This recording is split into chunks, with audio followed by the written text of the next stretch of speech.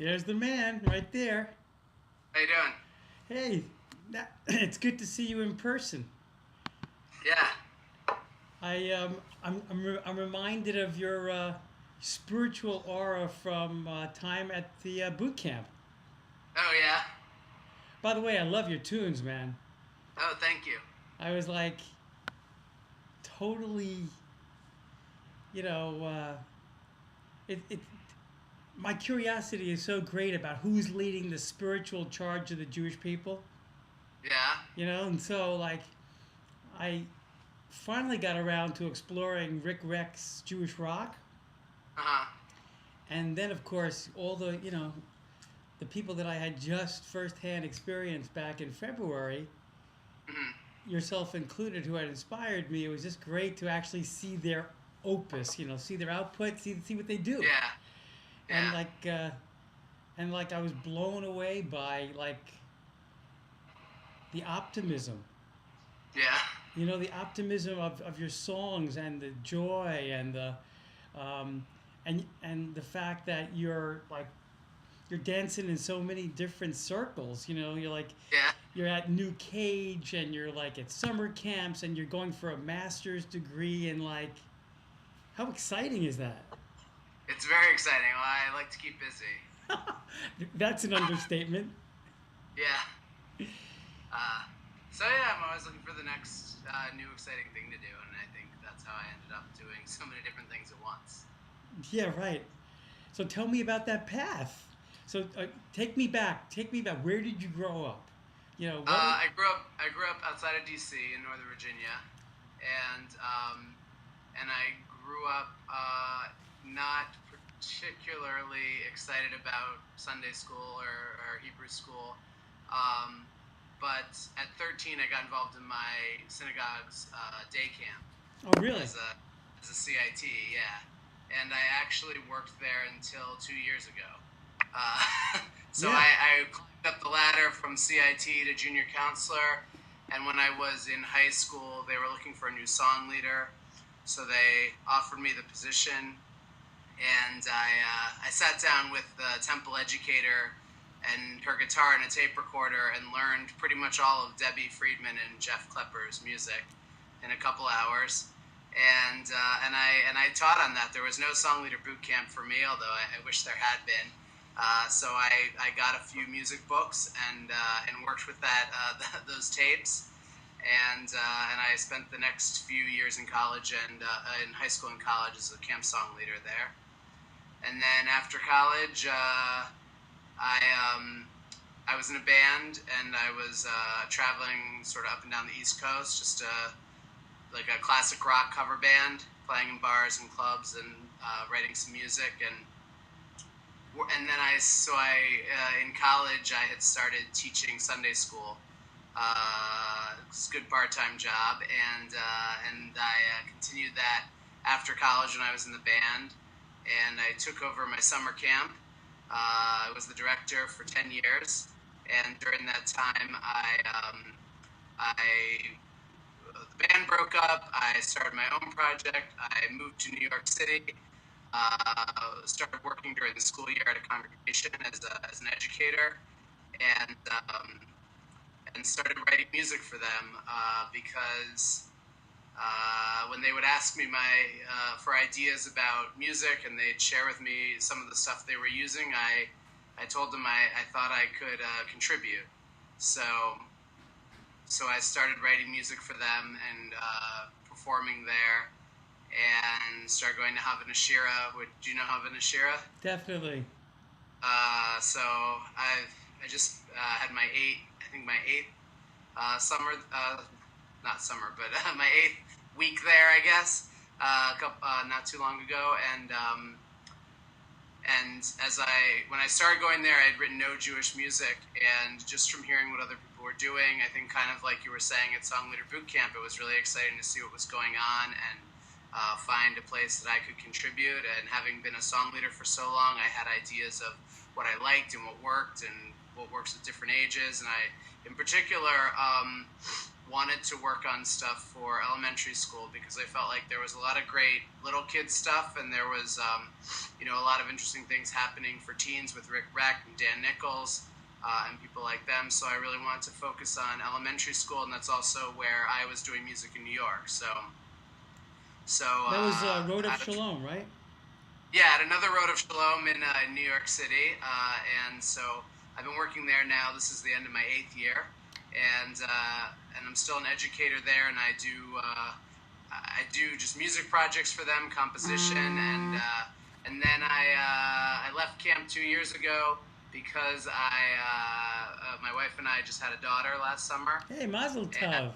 Thank you. So I decided to stop doing camp and in place of that start doing a little more touring in the summer, and started playing at some other congregations in the city. I put the CD out in 2010, and it's been featured on New Cage compilations and Nifty compilations and PJ Library compilations. And there's going to be a song in the new Shabbat anthology, which is the 7th big book of Shabbat tunes that the URJ puts out.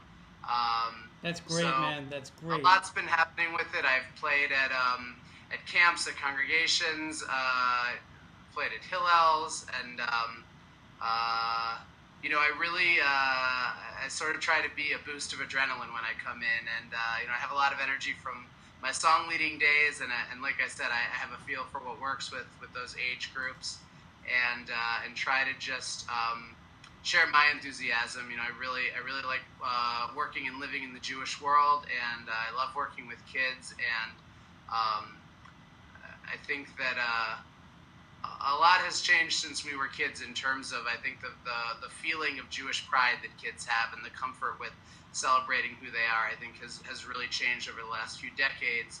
And I don't think anybody would have written a song like Push-Ups. I love that. 20 or 30 years ago. I love these words. He does push-ups with his Judaism and his Judaism on his back. Let your Judaism make you stronger. Now, tell me about that. How has Judaism made you stronger? I think one of the really cool things about my career in the Jewish world is that it was the first time that I was able to take my love of music and my love of working with kids and find a really enjoyable way of putting those things together. Because I had really not thought that I wanted to be a music teacher, but I really loved working with kids, and I really loved performing and song leading. So when I started composing and started touring with this music, I found that it was really kind of the perfect blend for me. I get to combine the education that I really am passionate about, and the music that I'm really passionate about, and have a lot of fun with it. And I think bring some of that camp spirit and enthusiasm to different parts of the year and different places. So to me that's something that I'm really proud of the work that I've done, and I find great joy in doing it, and I think that stuff is contagious. So I definitely just try to put that out there when I'm singing, and it's really genuine.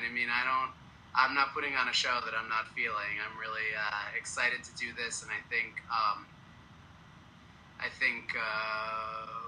we're living in an exciting time where there are so many different kinds of Jewish culture and expression out there. Talk to me about that. Yeah, well, I live in New York, so what's really cool here is that there are so many things from synagogues and also from every other place. I used to hang out at this singer-songwriter club on the Lower East Side, and it wasn't part of my Jewish life, but it totally could have been, because that's who was hanging out there playing music. But it wasn't it didn't have anything to do with Judaism other than the people that are there, But I think it's been interesting to watch not just me, but also some of my peers drift towards this world or find their place in it, and we've known each other as musicians, but now we know each other as colleagues, and I think what's nice about that is that there are all different kinds of Jewish communities out there, and I think sometimes people get trapped into thinking some experience they had or some limitation is universal, and I think for most people it's a matter of finding a community that really fits for them. I think there's a lot of wisdom and a lot of history and a lot of just exciting ideas out there, and I think you have to find a way to make them accessible and comfortable for people. And that's part of, I mean, I see myself as part of that process, is trying to find maybe an access point for people with music to connect them to something they might not have been connected to or excited about before. And maybe that leads to more learning or just, being more open to the environment that they're in already. And I try to, I'm trying to plant seeds too. I mean, there are things, there are references in my music that some of my colleagues who've been involved in the writing process along the way, they appreciate because they know they're in there, and kids may not pick up on the reference, but I think that it's something for adults who are there, and it's something that may sit and resonate later in life. Things like in the push-up song, there's a line about a still small voice inside, and I don't know that necessarily that would be seen as purposeful to everybody who hears it, but I think it's something that will sort of sit in your mind, and when you hear that phrase in another context, it's a connection to me, and that kind of thing I really like to do. Wow, where to begin? Wow, it's so interesting to see that which you're interested in. I was thinking about several things. I'll just throw it out in no particular order, and you could feel free to respond to whatever Sure. lights you up in that moment. But when you started to talk about what it was like to go down to the Songwriters Club or Songwriters Club, or Composers Club down on the Lower East Side, and finding yourself with Jewish people, some of which had then become colleagues and whatnot. So my question to you is, and then from there you went into this notion of that the communities we grow up with that don't necessarily implied fulfill us. We can find our own community out there. So my question to you is, what are the communities that you find yourself into? Not because you physically work there, because you're physically hired or engaged, but the ones that you're personally, spiritually attracted to, and I guess are some of those people, those songwriters, since you have those connections, are some of those people joining you in this journey? It's really interesting. I mean, I think my real community, and for a long time it has been, is Havana Shira. I really connected the first time I went there, even though I wasn't particularly involved with Jewish music at the time. I went because I'd been hearing about it, and I had heard more about it that year, and I was about to move to New York and sort of embark on a new journey, but I didn't know what it was going to be yet. I didn't have my job yet. I had just decided that school year to move to New York, so I went there at this point of transition, and I found, and to me it was kind of, I think a lot of people who've been there have described it as something that they had no interest in going to when they heard about it. Why do I want to go sing with a bunch of Jewish musicians?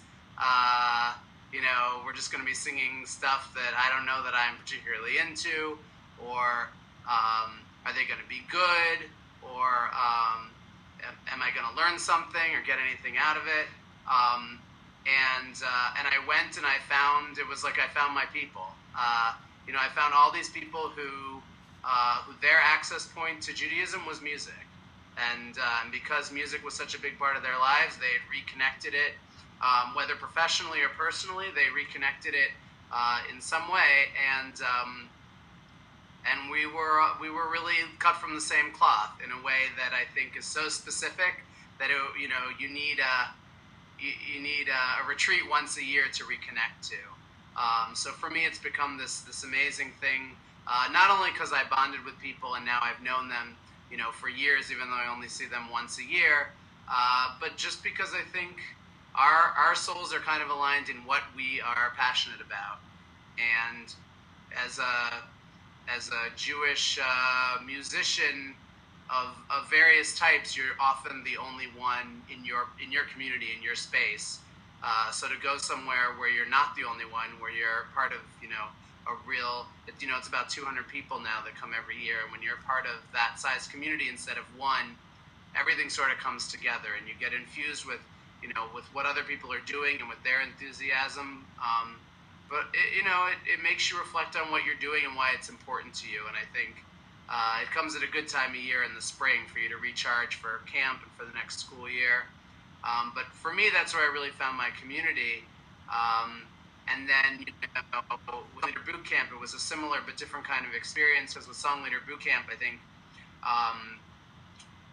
the mission of giving people sort of the kickstart to get into or more into Jewish music is, I think, a great mission that I really believe in, and I'm excited to be a part of accomplishing. And just in the 2 years I've been involved, I've seen people go from 0 to 60. I mean, I have a colleague who plays music full time now and didn't before he went there. And the new song leader at my old day camp is someone that I met at Song Leader Boot Camp. And when he came, I met him the first year. When he came back the second year, he had learned 70% of my material, and not only blew me away with what he'd picked up, but also with how much a year of sort of honing his skills had made a difference. And I was so excited when somebody asked me for a reference for him, and I was thrilled to already know who he was and be able to recommend him and know that those types of things can start there. I mean, these are people who weren't really doing this before they went, and I love that. And what you mentioned before about, have I reconnected with those colleagues? Actually, Naomi Les, who was one of the feature presenters on faculty with me this year, we met at my first year in New York. I think it was maybe a Hurricane Katrina tribute night fundraiser, and it was it was Jewish musicians, like secular Jewish musicians, people who were Jewish, who played secular music on that Lower East Side scene. It was put together by people from, I think, Green Family Camp. But it was just, they just kind of got all the musicians together, and people that I met there, I keep running into now. One of my other friends that I met my first week in New York, just at an open mic night, she's now at cantorial school at HUC. So not only will we be at school together this year, but also she was at Havana Shira, and I find that these different spaces where I really connected with people are so connected that now they all run together, and it's really nice to see. That is very nice. I have other colleagues from Havana Shira who've gone the educator route through HUC, and that's been really cool to see that this is a path that I'm not the only crazy one who's doing it. And to know other people who are my colleagues both in music and in education, I think is a really exciting cohort to be a part of. So I think, you had mentioned that you really were excited about educating kids, and it even sounded like just being in the middle of their energy, and educating is such a wide term. So I guess my question is, where is your excitement in the educational experience, whatever that may be, in your eyes? How do you sort of look at yourself as an educator in the Jewish world? And along that same line, I'm so curious. You've started the MA program at HUC, right? Yeah. So I'm so curious as to how that informs that spark that you've always felt and now are sort of moving on in a more academic setting. Yeah. The Masters in Education program has really been great for adding a layer to everything that I do, and to take a step back and be reflective about what I'm doing and what I'm trying to do and where it can go. It's opened up my mind a lot in terms of possibilities. It's allowed me to focus more on starting with goals and then figuring out the steps to achieve those goals in terms of educational objectives. And it has it's connected me to other people who are great educators with different approaches, which I think has sort of expanded my toolkit and also opened my eyes to see the different kind of things that people contribute to the same field. Like, give me an example of like that which you do, that which you own as your unique stamp in inspiring people, and some of the stuff that that you've seen that's informed what you might do. Yeah. Um, for me, it's I have developed this enthusiasm for for Judaism and for Jewish culture, and I think part of it was from growing up in a place where there weren't a lot of Jews, and I wanted to know more about That's West Virginia, right? Northern Virginia. Northern Virginia. Yeah, in the D.C. area, and I was one of maybe one or two Jews in a class, so it wasn't a totally isolated experience. Um, but definitely, I just had a lot of curiosity about beyond the Hebrew and the history. I wanted to know more about I guess the people and the culture, and that's the stuff that really excited me. And in everything that I do with education, I'm sort of trying to find that spark for somebody else. And I think music is a great venue for that. I also think the camp is a great venue for that. I also think that movies and videos. Since my music became my profession, my hobby is making movies, and I did some training in high school.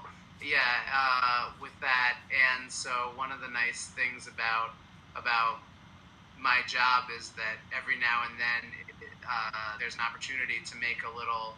I've been making movies mostly for holidays, like Purim is a good one to make funny movies for, but also this year we did them for the beginning and the end of school,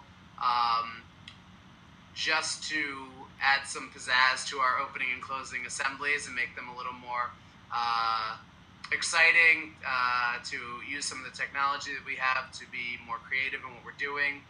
I think I see a lot of sparks with that too.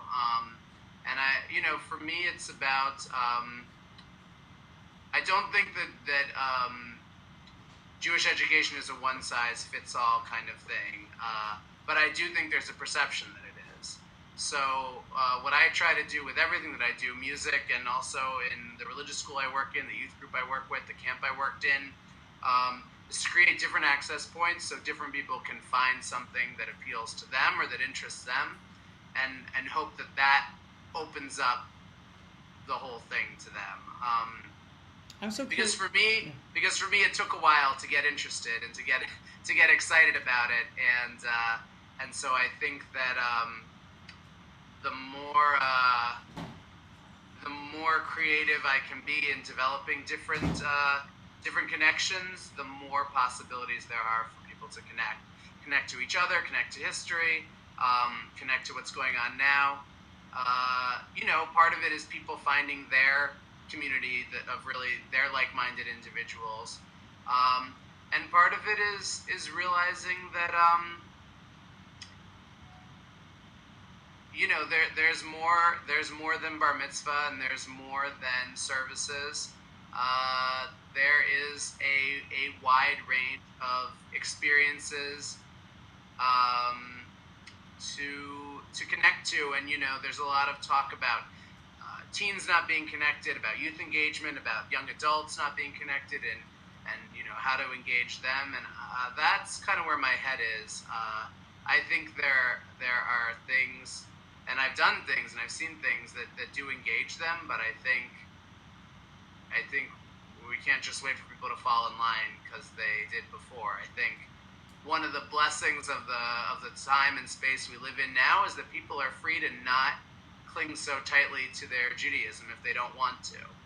Um, there's not a danger that binds us together in the way that there has been throughout much of our history. There's not in New York, which is a particular experience, but in New York you don't need a synagogue to be Jewish. Your street is Jewish. There's Hebrew on the signs, you know. So then that opened up a whole line of thinking for me. Well, what do you need a synagogue in a community for if you don't need it to be just to be Jewish and just to feel Jewish? You don't need a synagogue in New York to see a Jewish movie or a play with a Jewish topic or read articles about Judaism because they're in the New York Times.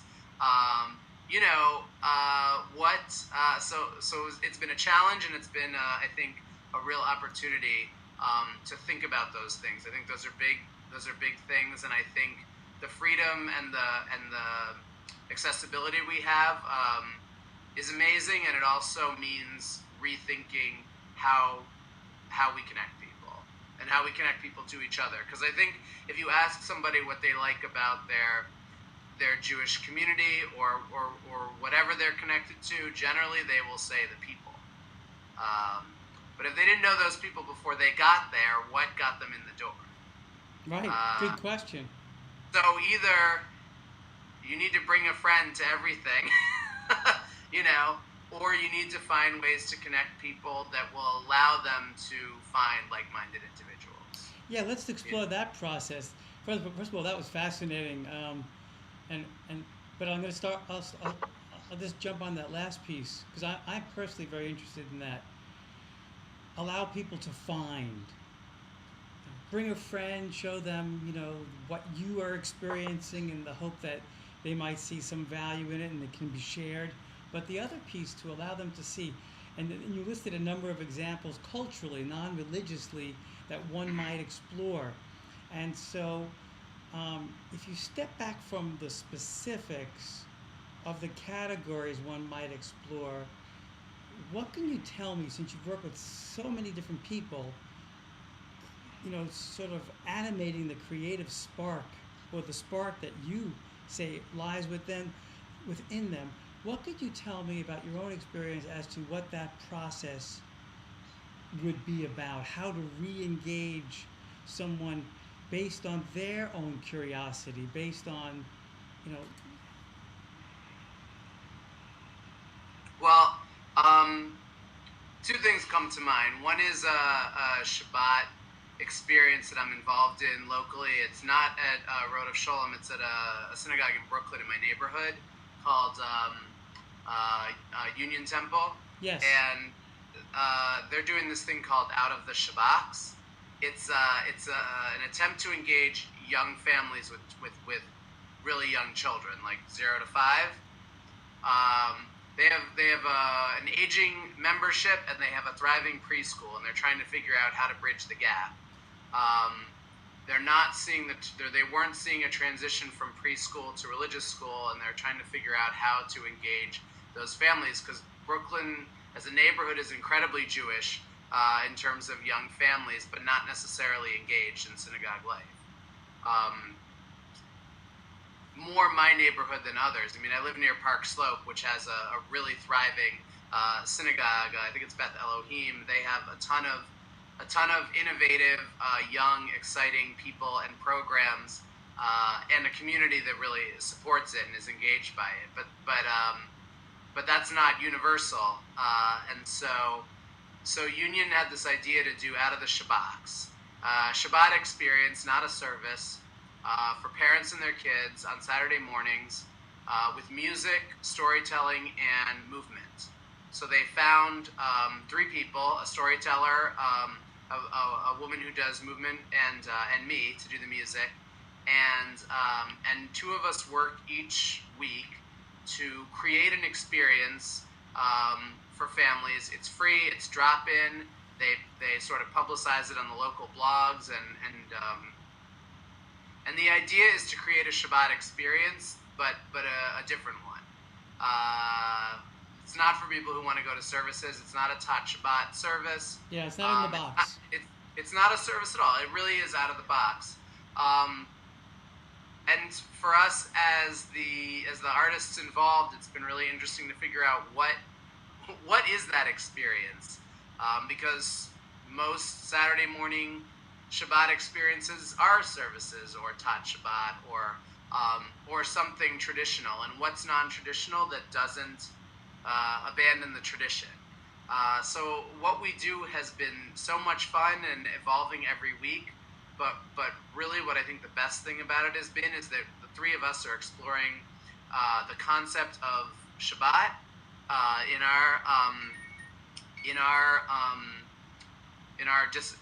with our disciplines. And I think what we've created, we did this from February to June, and we're now getting ready to plan for next year. What we really created was a kind of Shabbat routine and experience that I think makes sense now. Because one of the things I struggle with the concept of Shabbat and engaging people is the day of rest was institutionalized in America a long time ago, and we got ours and we got theirs, as it were. I mean, the weekend is our rest, right? So what is special about that concept of rest that we can still value and make meaningful for people in terms of synagogue life on Friday nights and Saturday mornings? So that's what we're doing. We're trying to create an experience that doesn't say you have to be at the synagogue to rest on Shabbat, or Shabbat is your day of rest, not the weekend, really. How do we use today's language and our tradition to weave together something that is meaningful on both counts? It's really exciting work. It's and I think it's. I mean, we have people coming, and we have regulars and we have new people. That's and, great. So it's a growing thing, but it's really cool because this isn't teaching a curriculum, and it's not following a template. We started from scratch, and every week we learn a little bit more and grow a little bit more and try something new. Well, tell me about, like, I'm so curious as to the three-way conversation that helped sort of architecturally design this, and as it evolved too. I mean, what those conversations were like, and if I were there in that moment, how could I experience? Can you bring me into one of those moments that it would? I know it's one step removed from being there, but if you could verbally describe it and take me there, I'd be so. Sure. I'm so interested in what that feels like to be there. Our first conversation was really interesting because this whole process was really the initiative of a congregant and a nursery school parent in partnership with synagogue leadership. So I asked a lot of questions about her goals and what her hopes were, and then when I met with the other two artists, I said, who would possibly come to this, and how will we make it meaningful for them? Because we're not talking about service goers, and we're not talking about people who won't set foot in a synagogue. So there's some medium there. We talked about the idea of, I think the whole thing was built on the model of something common in this community, and I imagine in others, that parents are looking for stuff to do with their kids that is on a regular basis. It's a routine. Cheap is good, free is great. And where the kids are engaged, where the parents aren't bored or offended or uncomfortable. So, how to make something that's comfortable for interfaith families, for people who are not synagogue goers, but who will hear of this and want to go. Wow. So we talked a lot about, how do you handle God and spirituality? How do you handle Hebrew? How do you handle What did you come up with, musical by the way? choices. So where we landed was assume Well, the God that conver yeah. assume that nobody knows anything and give them opportunities to prove us wrong, uh, that are non-threatening. So So did you if see we're yourself gonna to if we're gonna use the Hebrew term, uh, first ask if anyone knows it. Talk about what it means, and then use it throughout the day, and sing about it, and tell a story about it, and move with it. So, and we have a theme for each month that the leadership gave us. So that also gave us some direction. So what we do is we decided we're creating a Shabbat experience. So we've sort of landed that half of the program is about just creating a Shabbat routine. We have the songs and movement at the beginning that are the same every week. We have language about Shabbat that is the same every week.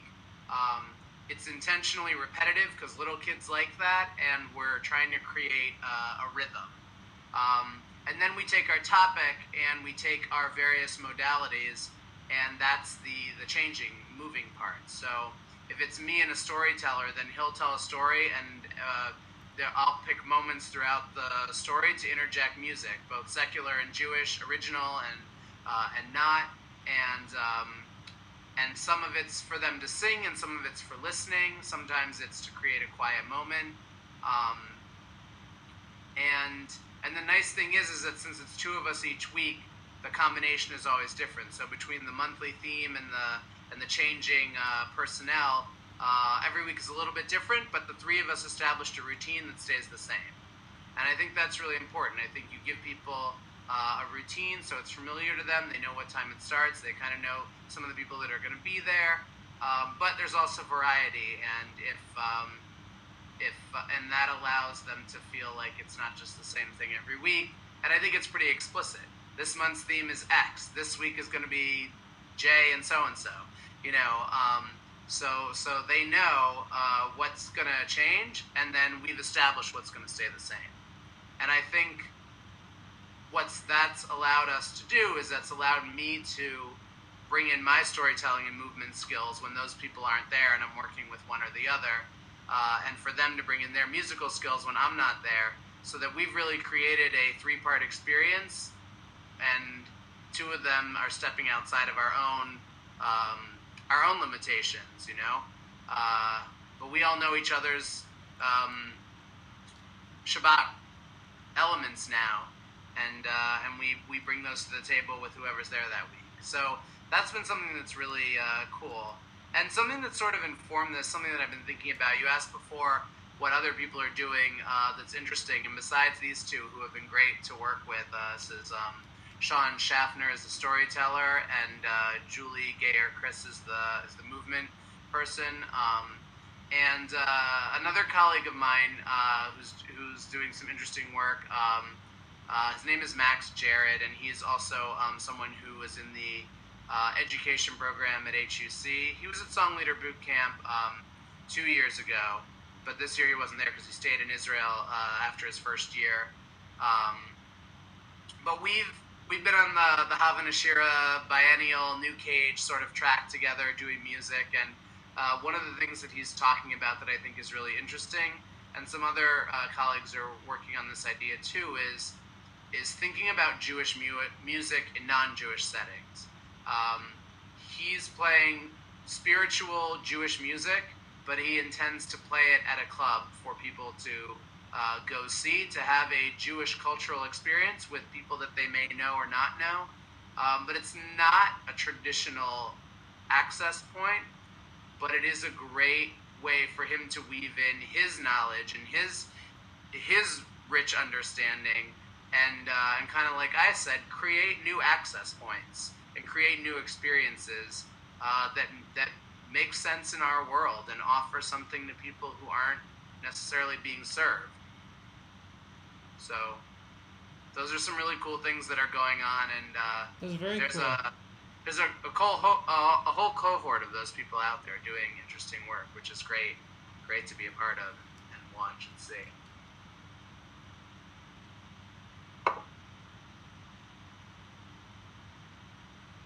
That's amazing. I really, I'm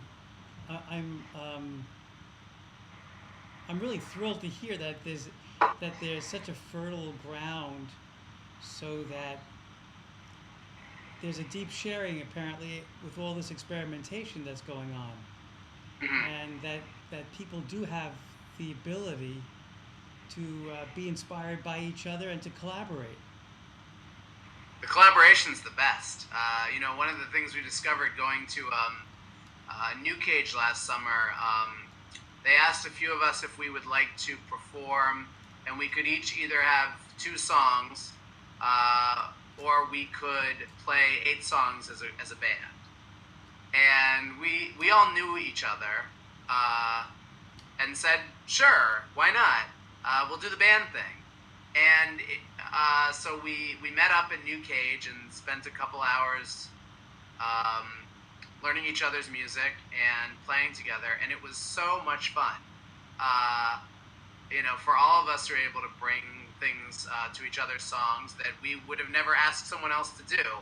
Uh, it was great. I like that people are thinking that way. I like that my contemporaries are open to that and excited about that. That makes a lot of these things extra fun. Same with boot camp. Working with some of the same people and some of the same type of people. Um, just teaching workshops together with 2 or 3 other people who are doing different things than you, but they're working with the same challenges and trying to find new ideas, or making old ideas new. And it's great to partner with people and see what happens. I love it. I think it's great. That's a great turn of the phrase: make old ideas new, or generate new ideas. And Well, I have to write a. It's my next assignment. That's our. I write theme songs for Road of Sholom's religious school. That's how I got into the Jewish songwriting business. Um, the first year I was there, they said, "This is our theme, and we'd like to, do you know a song that we could use?" And so I did some research, and I found a song, and they said, "Great, we want you to sing this every week, the whole year." And at the end of the year, I said, "Next year, if I'm going to sing a song every week, I might as well write it." So that's how I got into it. So I write their theme song every year. So my boss, my mentor, she picks a theme, she does a lot of research, she gathers a lot of text, and she writes an article for the parents at the beginning of the year, and then I basically I steal her research and I write a song. And our theme this year is going to be renewing the old and sanctifying the new. yes, And so that is there's a Rav Kook quote that we're going to be basing it on, and that is my summer assignment. So I'm starting to think about the rhythm of that phrase and how how we're going to clap along. so so I was thinking to myself, when you graduate, some people, can give their 1, 3, 5 year plan. My curiosity was around like hearing your love for X, Y, and Z. Your love for children, to building a strong Jewish future. Your album Jewish Pride, and then the collaborative piece that you just described. Working with people, and sort of immersing yourself in their spirit, and being able to know that you have an imprint on their world and theirs, and reverse, theirs to yours. So, what do you want to create more in your own vision? Now that you've participated in so many other people's vision, where do you want to head? um, I'm getting ready to write my capstone, my thesis this year. It's my last year in the master's program, and something that I'm working on. And I don't know if you were in my workshop at Songwriter Boot Camp, where I was about making the secular sacred. I think I caught a bit of it. Uh, where I use like some secular tunes in the following the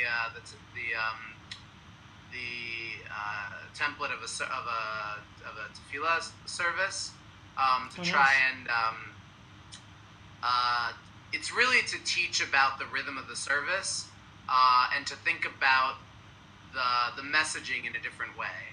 Um, and I want to this year.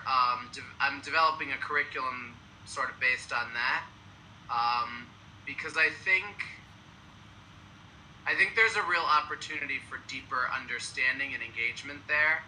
Um, it's intended to be a teen young adult kind of experience, but with everything that I do, I'm always thinking about different age groups and how to adapt it for various audiences. But this is really, it's meant to be a teen thing, to explore the structure of a service, the emotional arc of it, to think about the history of that development, and then to empower them to think about the next step. I think that will both be interesting in terms of deeper thinking about what services are about and what synagogue experience is about, and also creating a kind of think tank on where that should be going for the next generation. Um, what what are the contemporary things that that engage us spiritually, that offer connections to Judaism, or that we can, or it's like how do you see Judaism in every day? I think this is a way to develop those connections, and that's kind of what I'm looking at with this. And it's something that I'm excited about. I've now taken it to, I guess, 4 or 5 different conferences or teen communities this year, and every time I do it, it's different. But now that I've done it a bunch of times over the year, now I'm really thinking about what the next step is. And to me, the service is a kickoff to the kids, exploring every prayer over the course of a period of time, whether it's a year or a trimester, to basically learn to create their own service, to understand where our current service comes from, and to think about where they think they should take it.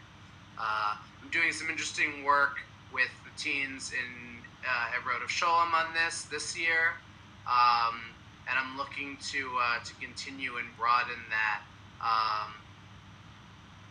I'm finding that on the simplest level, it engages people musically, and I think it engages people spiritually. And now I want to give that conversation time to see. I just think there's a lot there, and so I think working on the curriculum for school is an opportunity to set aside some time to get feedback, to have some support from my mentors, and then to hopefully take it out into whatever my next role is in the world. We'll see. I'm graduating in May, so I don't know what I'll do next, but I'm keeping my eyes and ears open, and I'm excited to. I have a lot of threads going, and I'm excited to see what they weave into. Yes, yes. Yeah. I mean, that last thread was very powerful because what I loved about it was it's not only that I'm going to give people the structure for which to hang, their spiritual hats when it comes to worship experiences, and sort of teach them the forest from the trees, and the history and the overarching journey that one goes through when you enter the space of a sanctuary door, and ultimately when you leave it, how that transforms you. But then you said you want to give them the tools to be able to craft their own. Now, if you walked up to the layperson today and say, what do you think about that service? Well, they'll say the rabbi, the cantor, X, Y, and Z, and I felt blah, blah, blah, blah. But here, you're sort of putting the responsibility of, the fact that we will end up spiritually moved or transformed on the people that will be praying themselves. And so I think that's a very, radical change, and I love the idea. Talk to me about, and I apologize for not attending, and I'm very interested in this. If you have any materials you can share. I spent 30 years of my life um, just training spiritual leaders at seminaries, rabbis and cantors, and also at the same time working with mostly Reform and conservative synagogues as a cantor within those communities. So, when you talk prayer, I am there. So, so talk to me about this overarching piece, and I love the idea that you could actually work backwards. You can actually, the way you framed it was lovely. You said, we all have spiritual sensitivities in our secular life. How can we give them a Jewish underpinning? Talk to me about that. Like, I love that idea. Well, every now and then somebody asks me why I didn't go to cantorial school, and I tell them, well, I considered that. I considered rabbinic school, and I considered education, and where I landed, I think was the right thing. I think it could have gone any direction because they're all interesting paths to me. But where I really saw, my heart is in education, so in some sense it was a very easy decision. I felt like I know that I like what I'm doing, and I want to do this as well as I can, and learn more and grow, and that's where I didn't have to think about whether or not that was right, and that's what led me on that path. But one of the main reasons that I didn't go to cantorial school was that I felt like so much of the music is classically based, and that's not my voice and it's not my passion. And I felt like if in the song leading Jewish music world that I was already in at that point, this was 5 years ago, that I want to sing the type of music that I really like, just in case there's somebody who isn't engaging in what is being done, and maybe I can do something for that person. Because people like that did it for me. Really? I love through my work and through my time in the Jewish world, I get a lot out of going to a traditional service. But I recognize that some people don't. And what I'd love to do is build a bridge from where they are to make that a more accessible and meaningful experience, or to help them find something that is a meaningful, accessible experience. I see both goals as valid and important. I'm not, as an educator, I sort of think, or I sort of thought at one point, well, this is not as much about leading services.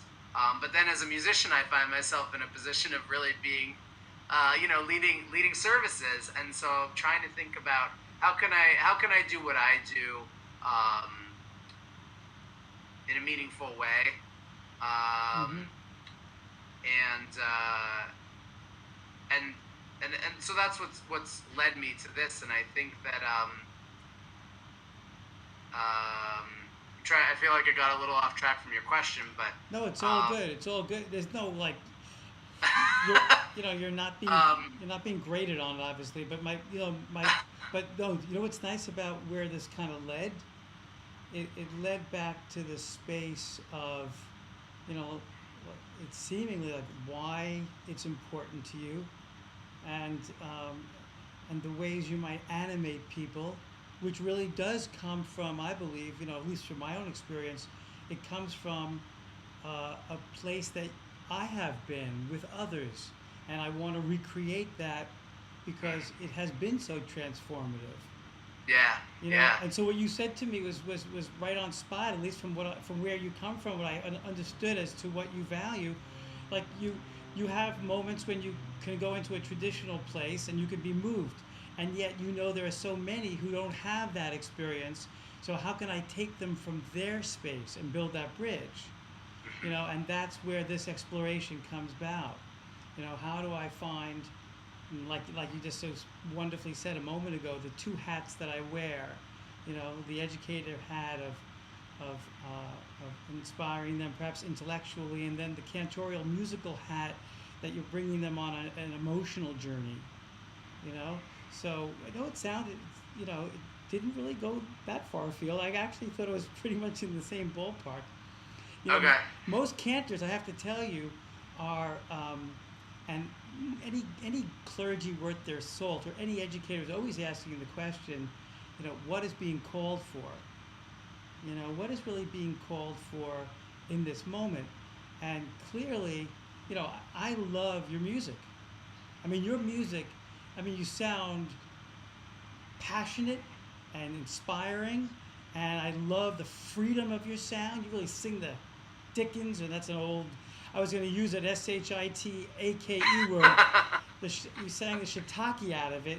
I mean, you really put yourself in it, and you give us those access points to feel Jewish pride. I went through your album, and I did it. I was taking notes, and I had all these questions to ask you about these different songs, because obviously, if you're talking about an overarching emotional, spiritual experience of a service, that the placement of the songs interspersed with readings or explanations or kavanot are what give it its foundation and enable you to take, your so do we? I mean, I would love to hear and I'm so sorry I didn't go to that workshop now that you talked about it.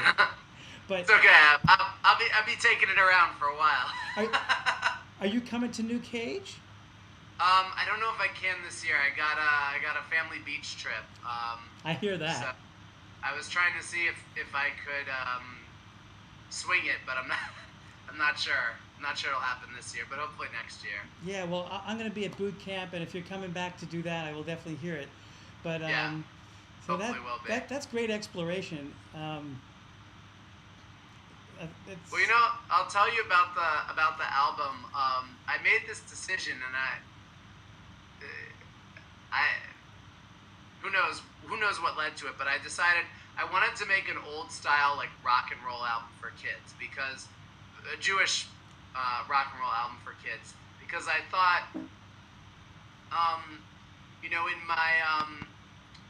in my secular writing. Hold on for 1 sec. I just want to make sure that my computer doesn't run out of juice. Okay. Hold on. Give me 3 seconds. Sure. I'm going to grab some water. I'll be right back. All right, great.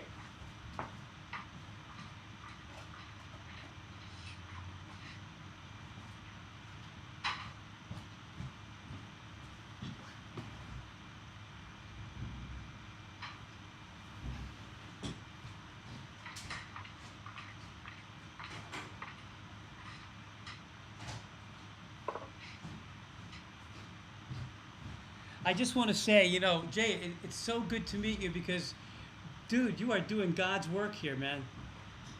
Thanks. Lifting spirit and going deep intellectually to find new ways to just create new wonderful things. And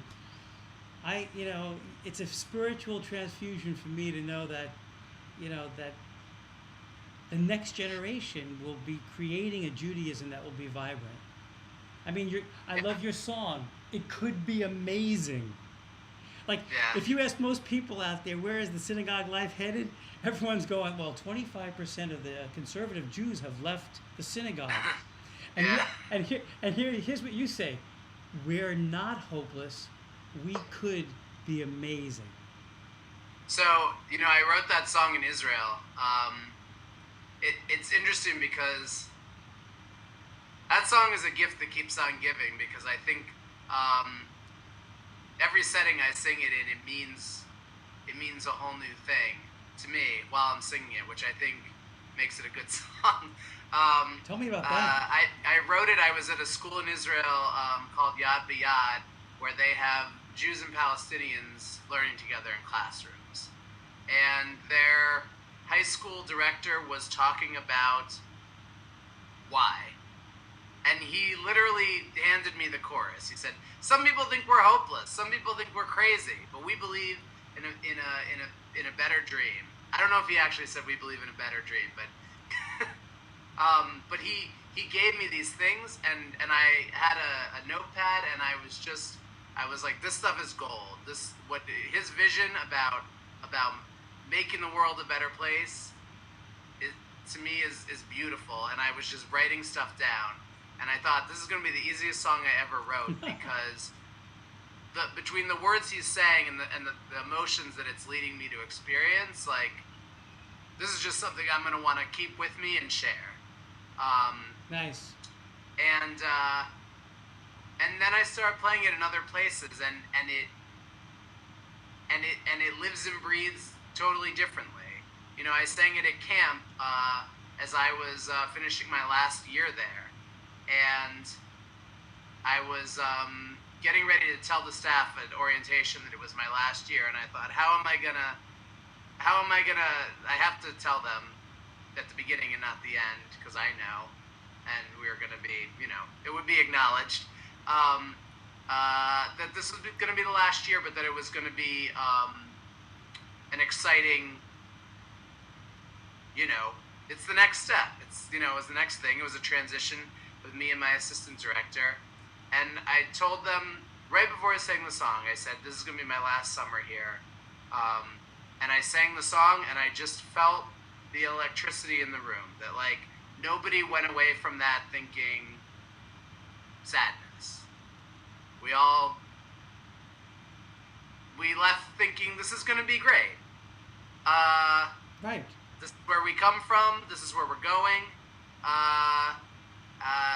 This is stuff we care about, and I find that in every setting I sing it in, I feel it resonating for me in a different way, and when I talk to people, I think that's a nice thing about that is that that's a message that I think is important. That I'm an optimistic guy. I have a lot of Hope. belief in a lot of hope, a lot of belief in human beings and in our ability to get it right bit by bit. I think that this song gave me a way to articulate my personal philosophy. That it's not just about me, and it's not just about what we've been through, but it's about where we're going. And what we've been through, and that's personal. That's the Jewish people. That's our family. It's our community. It's everything. What we've been through informs where we're going. It doesn't limit where we're going, but it informs where we're going. And I think where we're going, the sky's the limit. And I think. And I mean that in terms of the Jewish world. I think that there's a lot of exciting stuff happening right now. I think what that adds up to could be nothing but exciting, really. I mean, people are nervous about the future of synagogues and the future of Judaism, but I don't think we're going anywhere. I mean, we've done okay so far with a lot of challenges, and I think freedom is a different kind of challenge, and safety is a different kind of challenge. But those are great problems to have, and I think that there's an educational and cultural and spiritual explosion going on, and people are finding that people are still hungry for this stuff. It's not just around thousands of years later for no reason. Things that don't mean something don't last. And I think they mean different things to different people at different times, but what lasts, I think, lasts for a reason. And what I love is even reading something that you read last year on a Saturday morning can be totally different in a different context. But you still have that old perspective with you as you go into your new one, So for me, the future is very bright, and I think that's, you're hearing it come through on the album. That I'm just excited to sing this stuff. I think it's fun. I wrote it to be fun, so that when I was singing with Jewish kids, I would have fun, and hopefully they would have fun too. and really importantly, and this is absolutely a major goal of the album, that their parents would have fun, and that their parents would be smiling and not just sitting and waiting for it to be over. I have a young daughter, and now I'm starting to do music with babies and with tots, and I imagine I'll go through the whole I'll go through the whole thing. But it's really nice to use this music with peers now, in that sense, and see them leave singing. I think that's really cool. That's kind of the point. Yes, yes. And with Jewish music, if the melody stays, that kernel of wisdom can stay too, and that that opportunity for a deeper connection can stay with you too, and that's why I try and make them infectious, and I try and make them easy to learn, and above all, I have a lot of fun with it. I think that's really the key. I think Judaism is fun. I think singing is fun, and I think putting those together, how could you go wrong? Amen. Amen to that, man. Chaim. Yeah. It's funny because it's fun and it's funny. I love your gospel. I love your blues, and you had a couple of kick tush ballads. I'm going to my notes. Oh. Sorry, I lost your sound there for a minute. Yeah, can you hear me now? Yeah. So I'm trying to, on this other computer, I have the my little notes that I took while listening to your stuff. We're all gonna get there when we get there. Oh yeah. And a moment ago you just said, and you just said bit by bit.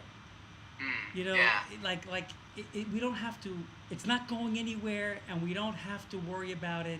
Let's just, it sounds like it'll inform itself, the process, to help us get to where we need to be.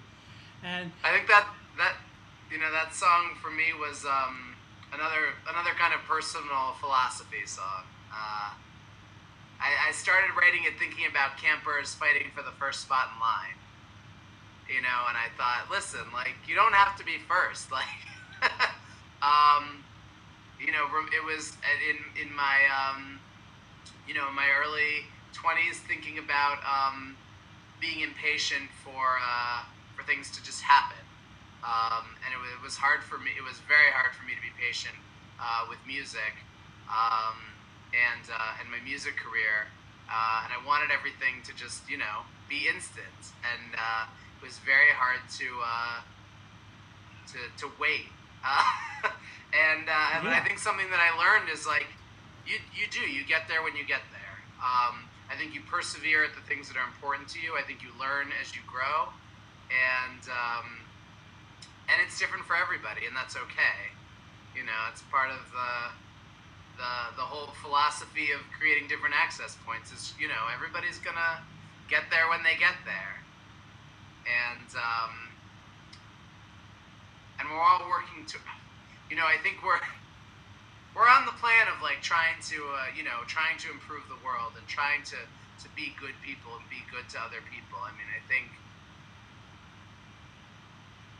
people are trying their best on that, and I think that adds up. My message to kids has always been, it's really important to take care of each other. Everybody's going to have their ups and downs. Our job is to take care of each other. So for me, a lot of that song was trying to think big about some of the things I would say every day at camp. To think philosophically about those messages that we're giving to kids, and what the deeper meaning is there, and ultimately, what are we trying to get to? Well, we're trying to get to a peaceful world. We'll get there. Yeah, we will. With people like you, actually, who are reminding us that I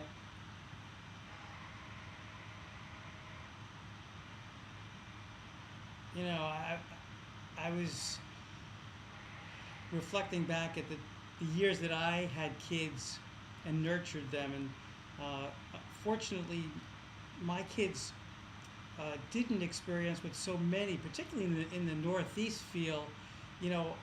The idea that at age 11 we have to worry about what we're doing so that we get into a good college.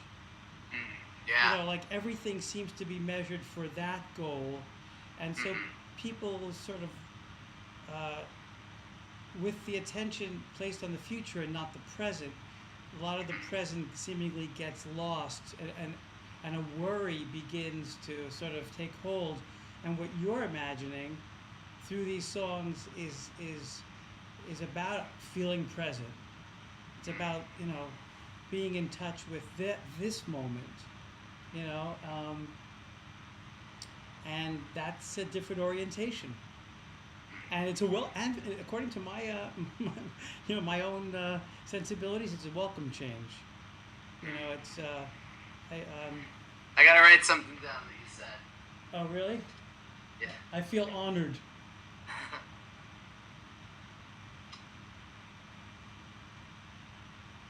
I love the iPhone because it means I have all my song ideas with me all the time. Oh yeah, definitely. Cool. All right. I can't wait to see this curriculum, man. I mean, Yeah, I'm really excited to work on it. that that's going to be unbelievable. I hope so. I feel really good about it. I mean, once I started thinking about it, I realized this won't be hard. It won't be hard work. It'll just be a matter of writing it all down as I think of it. Because I felt like I found something that taps into all the things, or a lot of the things I'm thinking about all the time, and that I'm doing when I'm working with different age kids. I think this will be a great opportunity to tie in a lot of the floating ideas and great moments that I've had with kids into a reusable context. Yes, and an inspiring context. That's exactly what Jewish education needs. The Hebrew school paradigm is sort of needs to be reimagined, and I'm working with that on the Hebrew Wizards. But here is your brand, and it can be, just added to the whole mix of the different ways in which we can inspire. I'm so curious, that last piece. Tell me about those magical moments that you've had with kids when, sort of the floor left from underneath you, and you're like, wow, what was that moment about? Name some of your top 5 moments that have impressions in your heart over the years. Huh. Well, that one singing to my staff at orientation, the last orientation I did, that was definitely one that will stick with me. When I sing that song, I think about that. Yes, that was beautiful, by the way. Push-Ups is a song that I wrote at Havana Shira. We had been listening to Joshua Nelson, his thing is kosher gospel. Different than Josh Nelson, and he this is amazing singer and piano player, and had us all feeling the gospel. Somebody asked a question about Dan Nichols' arms and why we thought they were so big, and I said as a joke, just in response, because he does push-ups, his Judaism on his back. Which is to say, what I meant was what I tried to explore in the song. It's because he's such a big believer that it's manifested itself. That's kind of like what I was trying to say.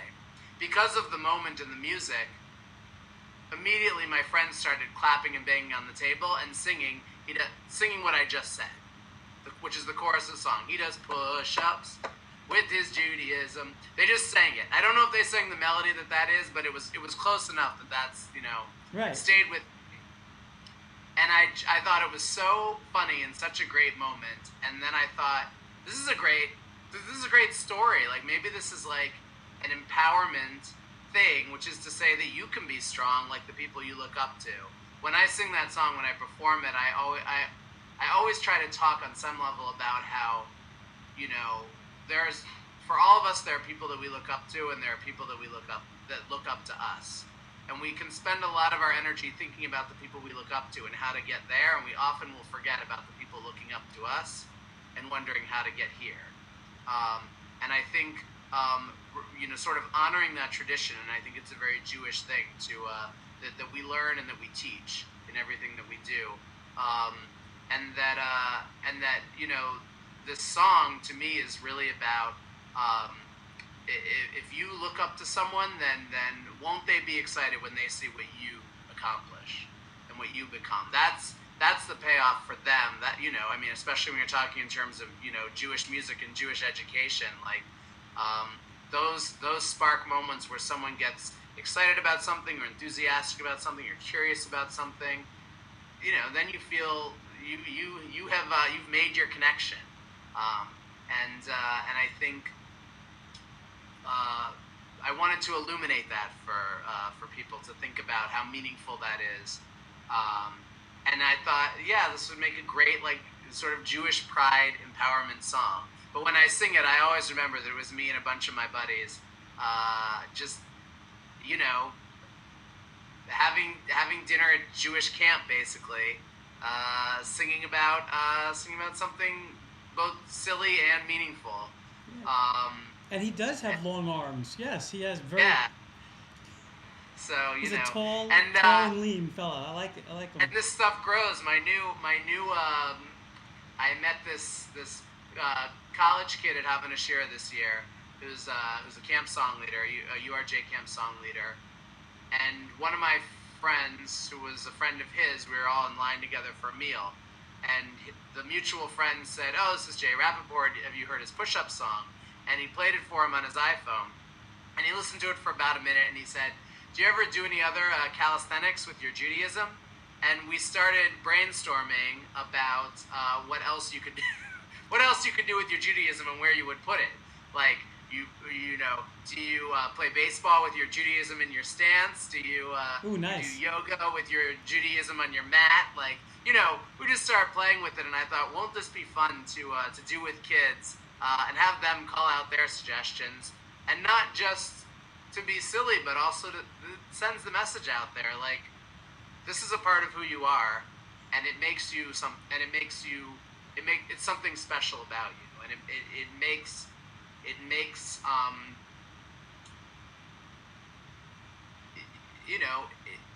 it's something that is part of defining who you are, and knowing that, and being excited about that, being proud of that, being connected to that is kind of an amazing feeling to give someone, and that's what the song is, and that's what I hope it does is it's silly, but it's serious, and it's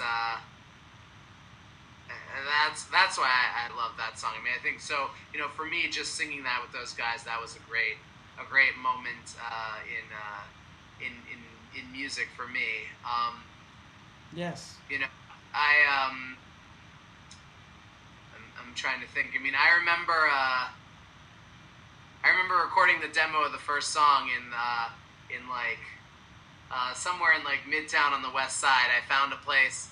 This is in like 2007, when it was only the second or third Jewish song I'd written, B'chol Levavcha, which is the first song on the album, and I put it first because it was the first one I recorded, and I did this demo, and I went in and I was so nervous about when is the moment when you tell the recording engineer that you're going to be singing in Hebrew, a Jewish kids song. I don't go in and say, so listen, I'm thinking about writing a Jewish kids album. So I'd like to check out your piano and your, hear other samples of what you've done. I try to I sort of wait till the last minute to say anything about it. So I'm, just talking technical specs with them, and then I say, okay, I'm gonna sing this now, and it's a kid's song. It's in Hebrew. So, and I started singing, and I don't even know if I told them at that session it was in Hebrew, but I said, this is a kid's song, and I sang, and the guy said, "Are you singing in Hebrew?" And he says, "I haven't heard that since my bar mitzvah." Oh, nice. You struck gold. Right, and I was like, great, I'm happy. This will work out just fine. Yeah, right. And by the end of that session, these guys were dancing in the control room. They were like bopping back and forth in their seats, singing along. I mean, there that's we go. Ridiculous. That was an awesome, magical moment. Making this album was really fun. I didn't telling you before. I decided I wanted to make this classic rock style album, both because I wanted it to be something accessible for parents and fun for kids, and also because I felt like I never really explored that type of music in my secular writing because I was always nervous about cribbing. So I didn't want anything to sound like anything. But in Jewish music, it's all parodies and it's all borrowing. Like that's the whole thing. It's borrowing things that are popular in pop culture to connect to, to connect to people on a contemporary level, and it set me free from all that worry about nothing, basically. And I don't think that this stuff probably doesn't sound any more like anything else than anything else I did, but it set me free to not worry about it. To think, I'm going to write this song, Behol of Avcha, and when I sing this song, I want to feel like this other song made me feel. I don't think anyone else would say they sound alike, because all it is like the feeling inside is what I was going for. And it's true of a lot of songs now. When I write a Jewish song, I have the idea, and I think, what do I want this to feel like? What song or moment do I want this to feel like? And I never used to think about that. I used to just write some words, think about how that made me feel. But now I think, what do I want it to feel like? It's a different kind of intention. And it makes for better moments. If I know that I'm writing a song to make me feel connected to the people around me, then the music informs the words, informs that feeling. Instead of just, hey, it kind of worked out that this song connects me to other people around me, the intention makes all the difference. I mean, and I think I got that straight out of my work that I do in the Jewish world. And out of my, out of my master's program too. Think about what you're doing before you do it, and maybe it'll be a little more focused. So it was a great focusing tool for writing music and for writing, really it's educational material.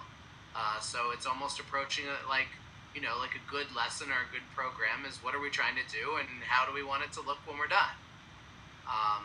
And that, I think, allowed me to make this album and then have a blast making it. I mean, it's like catchy and poppy, and it was just really fun to make. And I got over very quickly the nervousness of whether this is going to make any sense to anybody or not, because it was just fun. It was just fun, and I think the fun came through. Oh, it definitely did. No question about it. But yet, in the same breath in which, there's antiphonal chant. You'll sing a phrase and you'll ask people to repeat you, and Yeah. and there's swing in it, and there's blues and there's gospel, which is such a joyous, freeing thing to take part in it. You went pretty deeply on some of the concepts. I mean, you're throwing out. I'm trying to remember some of the. This notion, making peace is so much harder than making war. Yeah, I'm really proud of that line. line. I mean, when you start talking like that, you're not talking about picking apples off a tree. Yeah, that would be my '60s hippie influence from my parents' folk record collection. Oh, really? Oh yeah, Peter, Paul, and Mary, and I ate that stuff up as a kid, and all the folk songs that I heard in camp, Jewish and otherwise, that stuff really was sort of my first love of music. That and old Beatles music. Nice. And but I don't play guitar, so it's hard to write. Hippie folk protest songs. So but what do you yeah, write on? that line is definitely from that tradition, and that I love when I sing it because I'm proud that I wrote it, and I think it was, I'm able to say what I meant to say there. Well, I don't take it for granted that what we're talking about doing is harder than just status quo. What our dreams are not as easy as just not trying, and our lofty goals are not as easy as just letting things be. But that's not what we're in it for. And that was the message of that song. That's what I heard. Good. And the truth of it is that I know from my own experience the power that music can bring to to to facilitating that change and to get people on the path of doing the hard work, and to be joined in that hard work. I really loved, um, you talked, um,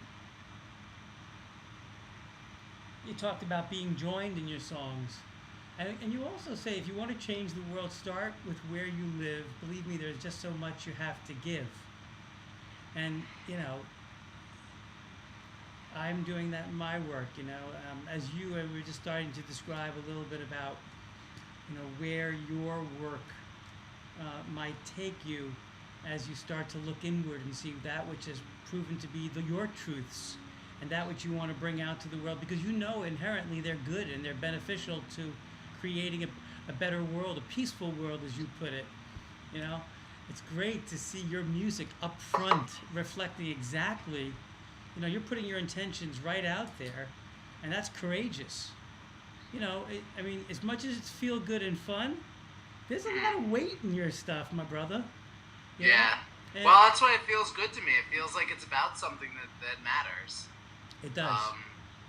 I really connected with writing Jewish music more than I ever thought that I would, and I came to this project after I had left my touring band and I started a band of my own, and I was writing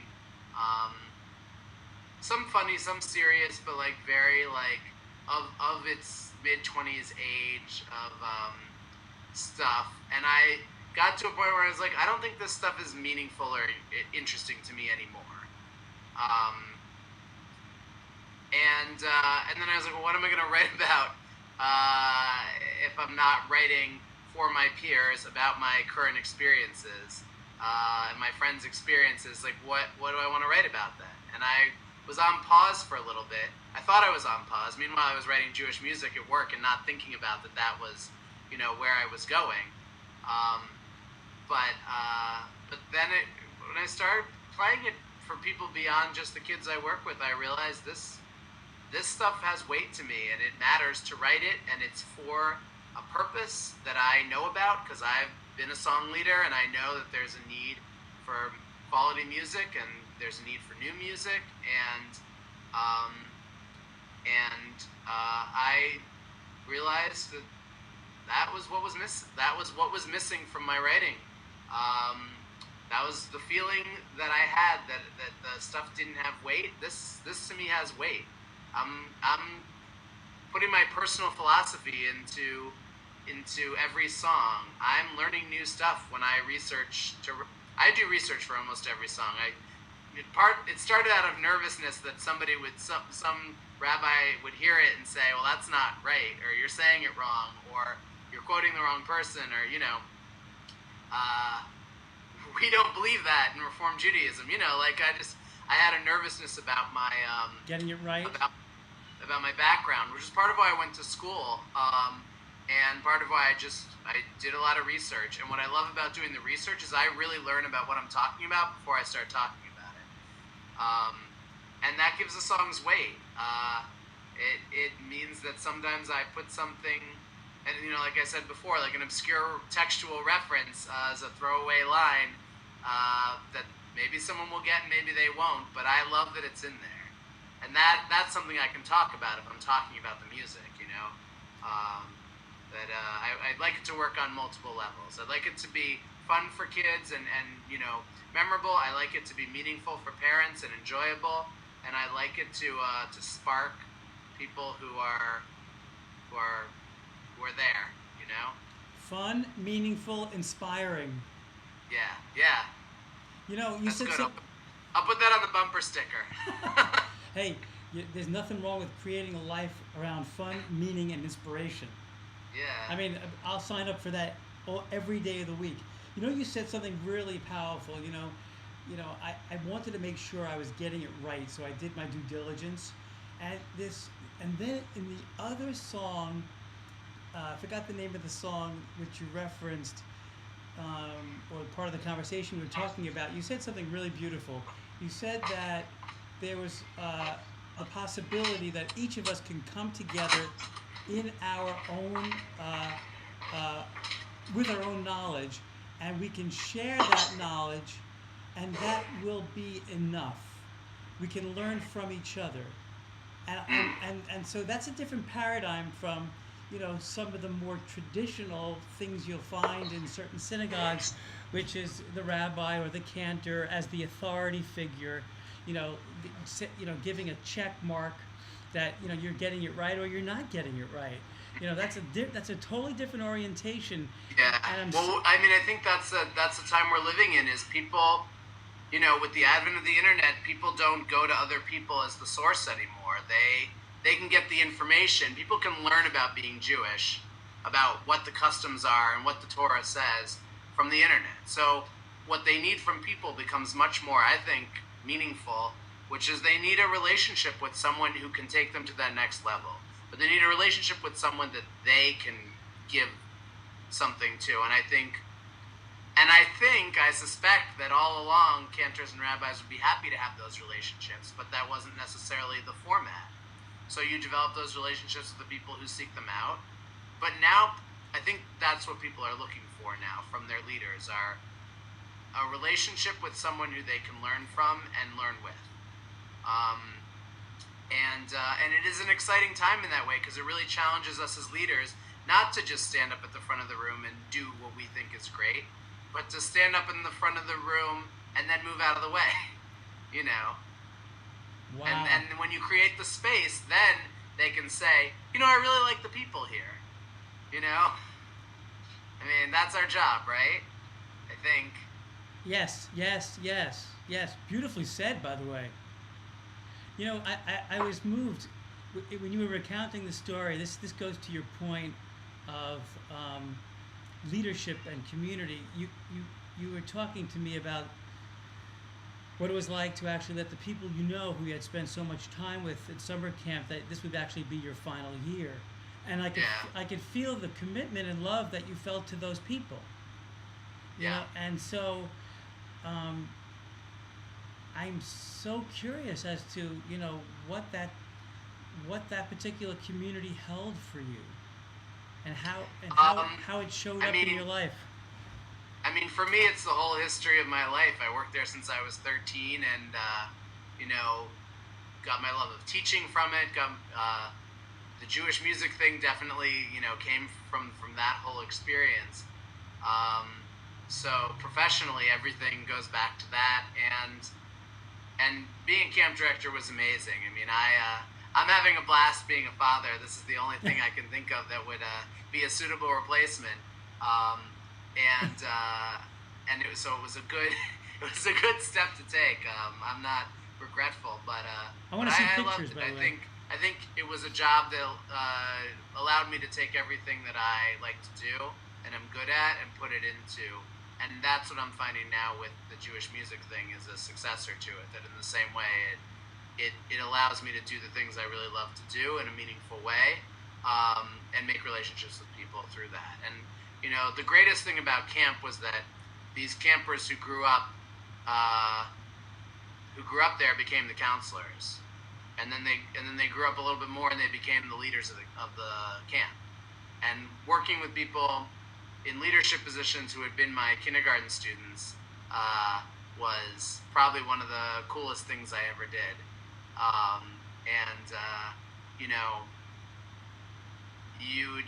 I think you really see the path of life when you work somewhere for 17 years. I worked there 17 summers over the course of 20 years. wow. And I think at my age, it's unique to have a 20-year professional experience. So, over the 2 decades that I was there, I really watched kids grow up and grew up with them and with their parents. And, that community is a hard one to replace. But luckily, I'm a musician in residence there next week. So I still get to see them and sing with them. And hopefully we'll get to do that going forward. Oh, I'm so happy. I remember you'd mentioned you were going away. And this is sort of rekindling all those wonderful relationships. Yeah, so I'm excited about that. You're going back to your homies. Exactly, yeah. I bet you know everyone in the camp, right? Pretty much? I do. I know. My claim to fame was that I knew every kid's name. And how many people are in this camp? 200, 300? It was about, when I left, I think it was 250 kids and about 20 staff. Wow. So And you almost ran the whole 400 thing? people, I think. Yeah. You ran the whole thing. Like 375. Yeah. Dude, that's massive. Yeah. It was pretty awesome. It was a great model for young adult engagement because I had teenagers and college students in the synagogue every morning at 8:30 a.m. ready and inspired. My boss said one of the coolest things was she was doing a tour with some people, and they came into the lobby and they saw me with this group of 120 teens and young adults. Listening and and paying attention and being there at 8:30 in the morning, and she said they love it here, and people were blown away. But that was the best thing about it. I mean, I think having a team of counselors that was former campers. I mean, that's what makes camps great because they love it. They're there because they love it. They just want to share the love. I mean, it's like what I was saying before. It's that chance to learn from someone and teach it to somebody else, and that's when you really know it. They say, you really know something when you have to teach it. And I think that's when you realize the gift of who you learned it from or who you learned it with is when you take it to the next person. I think I got a crying child in the background. I don't want to keep you. I want to thank you. Yeah, no problem. This has been really an honor. And thanks. It was really great talking with you. This is good stuff to talk about. Well, I hope we can continue talking at some time. Yeah. Yeah, and send me your website or whatever, what this turns into. I'd love to see it and stay connected to it. And I'm very excited about that design, that the curriculum that you're putting forth. We need it. So yeah, I'll keep you posted. Jay, have a great time next week, and again, God bless. Thank you, man. I appreciate it. Thank you. It's great to talk with you. All right, we'll be in touch. Take care. Bye-bye. Yeah. Bye.